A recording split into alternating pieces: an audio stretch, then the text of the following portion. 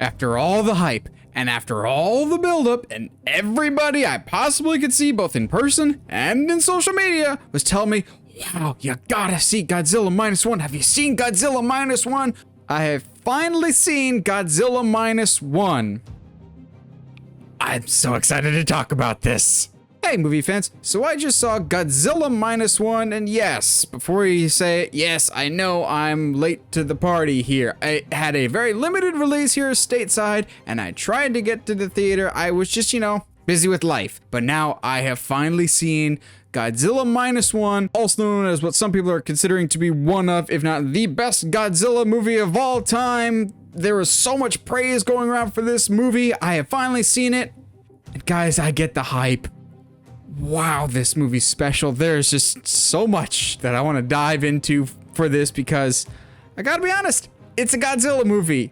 For me, that's like, okay, I'll get around to seeing it at some point. I'm always familiar with the concept of Godzilla, but I've never been a die-hard Godzilla person. It's just, it hasn't been my franchise.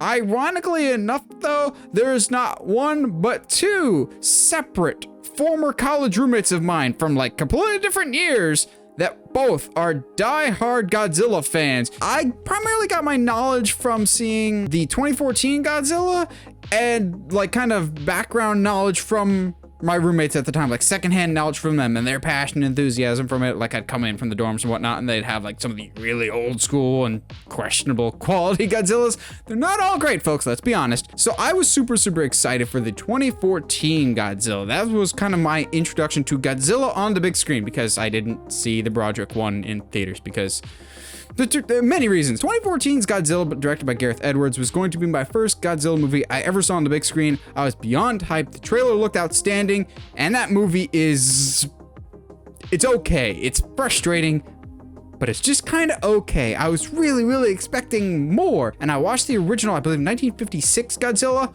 I love that movie. That movie still holds up. I was really hoping for that type of story for Godzilla 2014 of, okay, we're gonna focus on the human characters while we have some cool action and destruction in the background.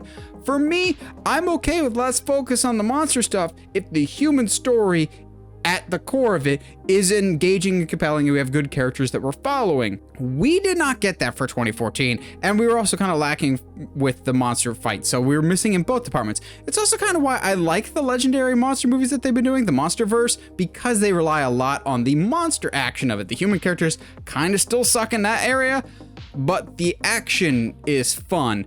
But then you get to Godzilla Minus One, where it's just like, okay, yeah, we're gonna have the action, but we're gonna do the most important thing, which is characters and a story that you care about. This Godzilla movie, this is what I wanted 2014's Godzilla to be. I don't need a ton of Godzilla. There's not a ton of Godzilla in the original movie. I don't need a ton of actual monster mayhem, as crazy as that sounds. I just want good characters that I can root for, get emotionally attached to, with a good, compelling narrative around it. And good grief, Godzilla Minus One has that in droves. So forgive me as I check my notes real quick, because I want to try and pronounce his name as best as I possibly can, because I want to give full credit to the director of this movie, Takashi Yamazaki. If I mispronounce that name, I apologize tremendously.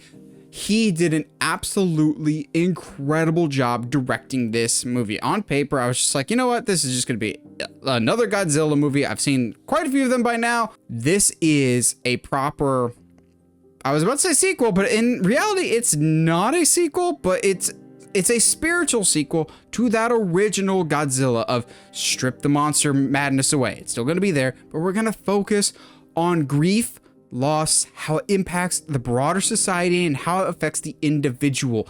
I love this type of storytelling. I love when we care about characters and you let characters wade through the crap and the sadness to come out the other side as better people. I love tragedies in movies. It sounds horrible and sounds depressing, and I don't always need a happy ending, but sometimes this helps. I'm not going to say if this has a happy ending or not. It has the ending that fits this movie, which I think is just the best compliment I can give this movie. This is a movie that's not about the monster. It is about trauma. It's about grief. It is about a community coming together to overcome the scars of their past, which, you know, sounds crazy for a Godzilla movie, but that's the essence of the original movie. The director of this movie, again, Takashi Yamazaki, if I'm mispronouncing your name, I apologize.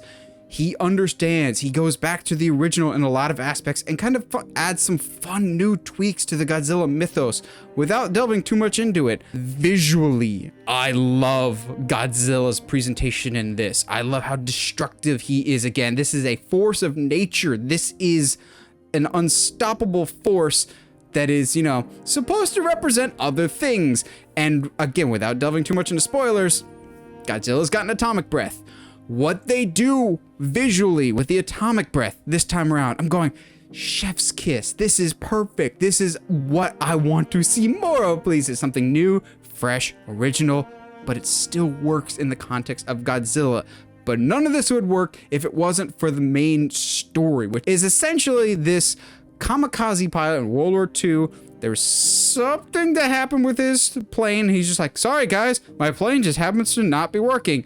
So he basically goes home right as the war is ending, and he's got some serious survivor's guilt, and he's got some serious trauma he's got to work through. Most of the movie, before any of the Godzilla stuff, is him coming to grips with his trauma and trying to live his life. And things are thrust upon him, and he's just trying to do the honorable thing of making it from day to day. And he is such an interesting and compelling character. He takes up a job. His group of friends that he meets along the way kind of help heal him, and some other people in his life help heal him. And then, you know, Godzilla plays into the factor of the whole story. But it's this strong cast of characters. I want to see all of them be safe. But the broader picture of what the city and the surrounding areas are going through, not just with Godzilla, but they're just recovering from World War II. It's this like recovering from trauma while more trauma is being dumped on top of it. It's just this beautiful story of how you come together to defeat a greater evil. Now, is that necessarily Godzilla? Or is it some other external forces? There's a lot of symbolism here, but that's what Godzilla used to be. Godzilla is a malleable character and a malleable franchise. You want interesting social commentary on the state of a given nation or a view of the world? Sure. You want him teaming up with another giant kaiju to punch people in the face? Sure. You want Godzilla dancing? Sure. It's just an interesting and malleable take. We've had so many of the big epic scale monster movies recently. It's nice to have much more of a stripped back, toned down narrative focusing on characters dealing with a larger than life threat. This was so refreshing. I need 1,000 more in this style. And the way the movie ends, I want to see more. I was very happy with the ending. It took me by surprise. It hit me in all the right places of an emotional gut punch. This is the Godzilla movie I never knew I needed, but this is the Godzilla movie that I think when people say, oh yeah, I love Godzilla, this is the type of movie that they're referring to. I mean, they could also be referring to like Destroy All Monsters, that type of style of big bombastic.